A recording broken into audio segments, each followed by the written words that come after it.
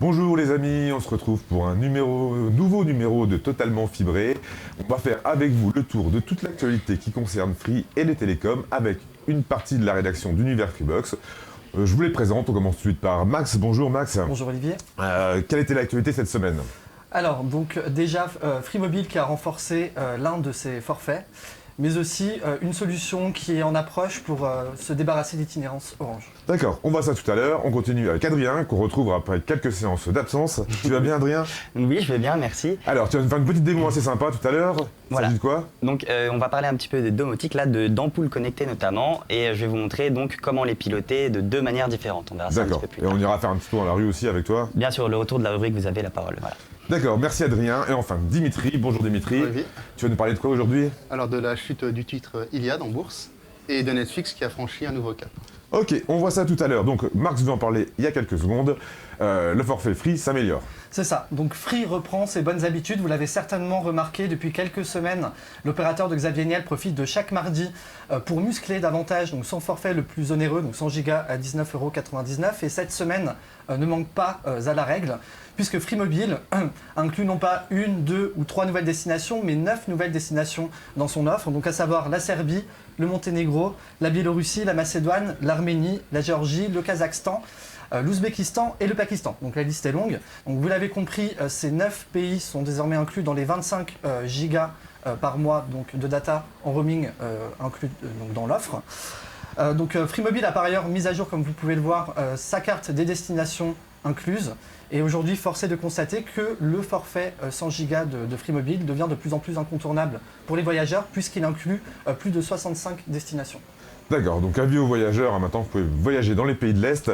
La data est incluse. On continue avec Dimitri. Donc Dimitri, cette semaine, il y a une petite note qui a fait tomber le titre Iliad en bourse. Mais en fait, Free, depuis le début de l'année, a perdu 26%, Iliad a perdu 26% en bourse. Alors pour replacer le contexte, il y avait beaucoup d'attentes autour de la Freebox Delta qui était vue comme la clé pour relancer commercialement Free, qui perdait des abonnés, qui avait une box qui était assez vieillissante. Et pour eux, on n'y est pas, on n'y est pas totalement. Il y a eu l'annonce de la Delta S, qui a été vue comme un rétropédalage, l'absence de réaction de la part de la concurrence. Et aussi, il y a une autre chose, on n'a pas vu les observations n'ont pas montré une hausse sensible du trafic sur le site de l'opérateur, alors que c'est son canal principal de distribution. Il y a aussi les craintes autour d'Italia Telecom, enfin Telecom Italia, ou non, Iliad Italia, pardon. Avec les prix cassés, le forfait à 50 Go est à 7,99 €. Il y a des craintes autour de la rentabilité. Alors Donc ça, c'est l'avis des analystes. voilà. Hein, ça. Et du côté d'Iliad, on ne pense pas pareil. Thomas Reynaud, le directeur général, lui se veut rassurant. Le lancement de la box se passe très bien. Pour lui, Free a lancé un produit unique qui existe nulle part ailleurs et qui a eu un écho assez favorable. Du coup, Iliad se retrouve dans un nouveau cycle de croissance. Alors il y a le lancement en Italie, il y a le rachat de Jaguar Network pour le marché des pros. Et il y a aussi tout ce qui est fibre optique. Alors lui, pour l'instant, on ne peut pas vraiment se prononcer si ça se passe bien ou pas. Il faudra attendre du coup en mars. Là, il y a les nouveaux résultats qui vont être annoncés. Là, on pourra vraiment voir ce qu'il en est, quoi. D'accord, merci Dimitri. On continue. On va faire un tour sur les contenus de la Freebox, des contenus TV de la Freebox. Il y a eu plusieurs annonces cette semaine, notamment en ce qui concerne une chaîne qui va disparaître, Virgin Radio TV, qui avait été lancée il y a quelques années sur la Freebox, qui appartient à Lagardère et M6, qui va tirer sa révérence. Elle aurait été disponible gratuitement, elle l'est encore pour le moment, pour quelques temps encore, on n'a pas encore la date de fin. Sur le canal 270 de Freebox TV, c'est une chaîne musicale. Et deux arrivées par contre, alors là, ça concerne uniquement les abonnés aux chaînes Ciné+.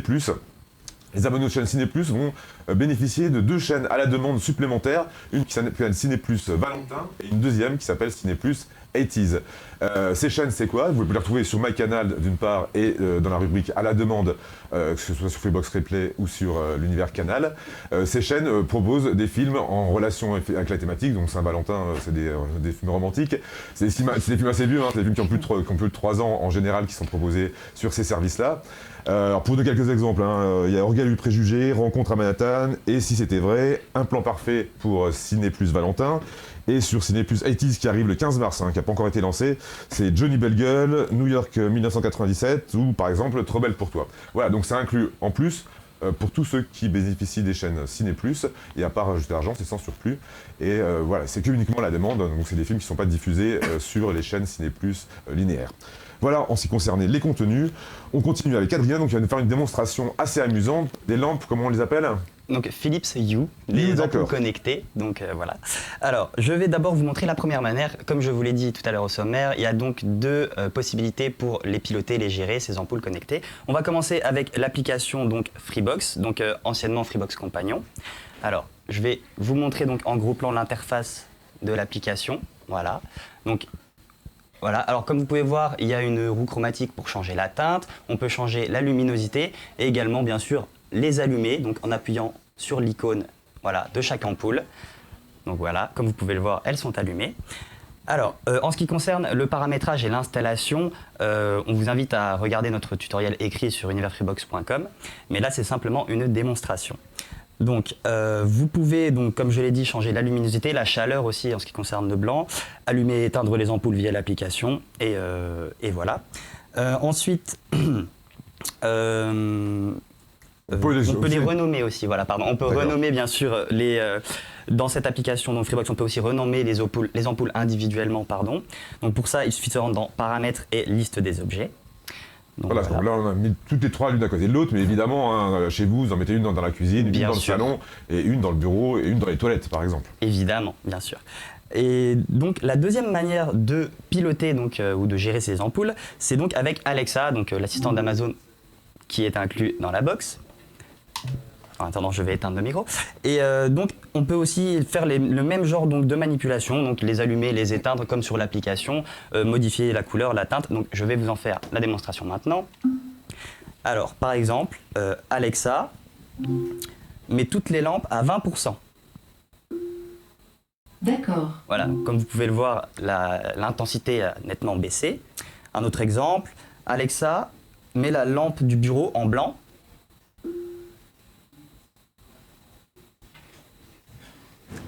Alexa, mets la lampe du bureau en blanc. D'accord. Voilà, bon, il y a eu un petit problème technique, mais ça marche très bien. C'est quand même plutôt réactif. Là, c'est une exception, hein, ça marche plutôt bien. Et donc, un petit dernier exemple pour terminer. Alexa, éteins toutes les lampes. D'accord. Voilà, pas de problème cette fois-ci. Ça marche plutôt bien, c'est assez réactif.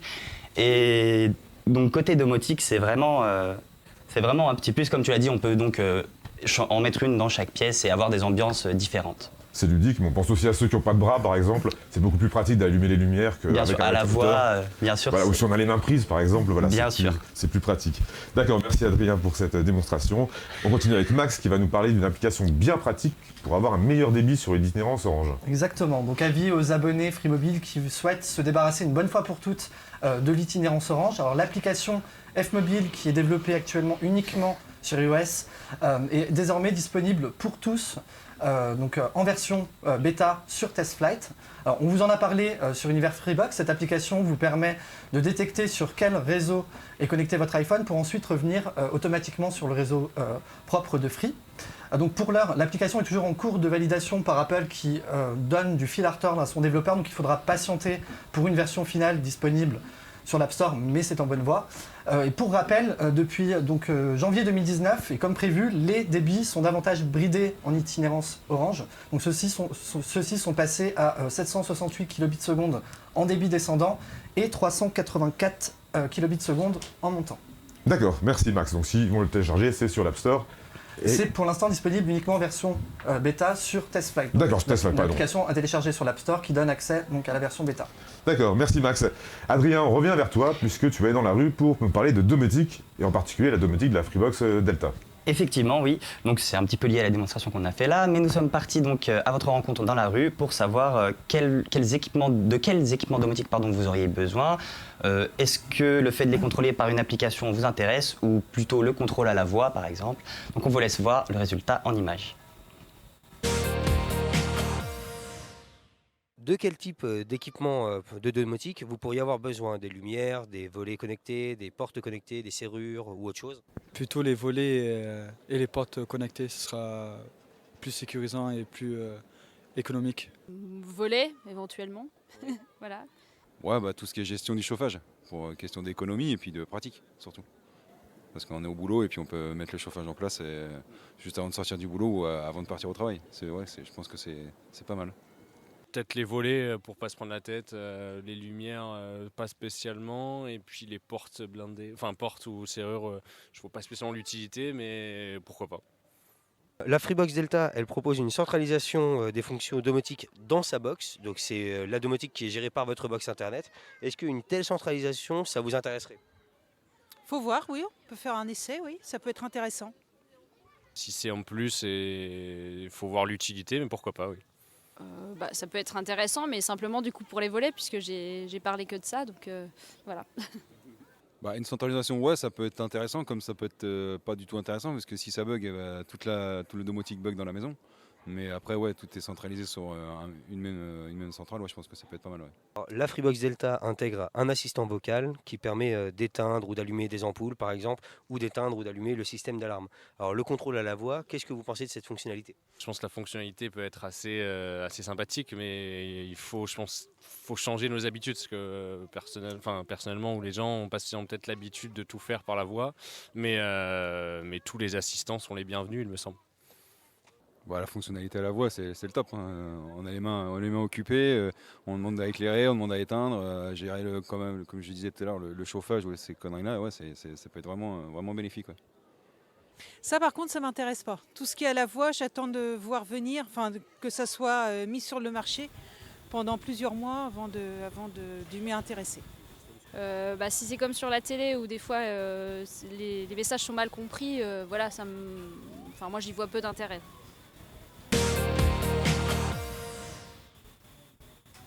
Voilà pour vos avis sur cette technologie qui va être adaptée de plus en plus logiquement dans les prochaines années. On continue avec des nouveautés qui avaient été annoncées par Xavier Niel lors de la sortie de la Freebox Delta. Il avait annoncé en exclusivité à Univers Freebox que plusieurs nouveautés seraient lancées sur la Freebox Delta au cours des prochaines semaines. Là, effectivement, ça fait 2 mois qu'on n'a rien vu venir. En l'occurrence, d'après, alors c'est pas une information officielle, mais on nous a dit qu'il fallait déjà attendre que les retards soient résorbés sur les livraisons de Freebox Delta en migration avant de voir ces nouveautés-là. Donc pour l'instant, on a regardé ce matin, il y a 78% des migrations qui ont été satisfaites. Donc on n'est pas encore à 100%, ou à 90%. Donc les nouveautés ne sont pas encore sorties. Ce serait cette raison-là qui expliquerait le fait que les nouveautés ne soient pas encore sorties. Pour ceux qui n'étaient pas au courant, on va vous montrer un petit extrait de l'interview de Xavier Niel où il annonce que des nouveautés vont sortir sur la Freebox Delta. On vous laisse regarder ça, ça dure très peu de temps et on se revoit juste après. Pour plein de choses, il faut attendre un moment où il y a suffisamment de choses qui seront intégrées pour pouvoir la lancer. C'est-à-dire qu'on était parti sur une trentaine de partenariats ou de gens avec qui on avait des accords, et puis là, vous avez à peu près un peu plus de 20 qui sont là aujourd'hui, mais il y en a certains qui n'étaient pas prêts, il fallait donc qu'on attende qu'on ait les choses importantes que l'on voulait qui viennent. La bonne nouvelle, c'est que ça permet d'annoncer des choses à l'avenir. On a 3 grosses annonces autour de cette box à venir, une hardware, une avec un soft que l'on porte dessus et un soft service. Donc il nous reste 3 grosses annonces à faire qu'on aurait aimé faire ce matin mais qu'on était pas bon parce que les produits ne marchaient pas. Mais on espère toujours que la semaine prochaine ça marche. On dit toujours la semaine prochaine, puis il y a beau la semaine d'après c'est pas là. Donc on avait cette problématique là. Après on produit depuis. Voilà, et on espère voir ça rapidement du coup pour savoir ce que nous réserve encore cette Freebox Delta. On termine avec toi Dimitri qui va nous parler de Netflix qui a franchi un cap important en France. Explique-nous tout ça. Alors en fait, durant l'automne, le service de vidéo avait atteint les 4 millions d'abonnés en France. Et récemment, il a franchi un nouveau cap, celui des 5 millions. C'est tout simplement plus que Canal+, seulement 5 ans après son arrivée en France. Et puis, ça montre bien la puissance de Netflix, hein. C'est vraiment un rouleau compresseur dans le domaine.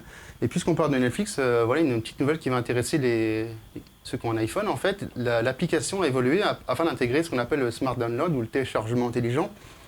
En fait, pour simplifier, quand vous regardez une série, ça permet de supprimer les anciens épisodes et de télécharger les nouveaux. Comme ça, vous y avez accès hors ligne, ou même quand il n'y a pas beaucoup de réseau, c'est très pratique. Hein. Et la fonction, du coup, permet de ne pas trop encombrer non plus la mémoire du smartphone. D'ailleurs, le téléchargement peut se faire en Wi-Fi ou justement en Wi-Fi pour éviter de consommer trop la data. D'accord. Et on rappelle que Netflix est disponible sur la Freebox Delta, mais également sera prochainement disponible, on n'a pas de date pour le moment, sur les autres Freebox à un tarif nettement moins cher que ce qui existe quand on n'est pas abonné Freebox. Donc ça devrait encore augmenter ces chiffres-là dans les prochains mois. Voilà, c'est tout pour aujourd'hui. Nous, on se dit à la semaine prochaine pour Totalement Fibré. Et comme vous le savez, on se retrouve tous les jours sur universfreebox.com. Et en attendant, on vous souhaite un bon week-end. Ciao. Ciao.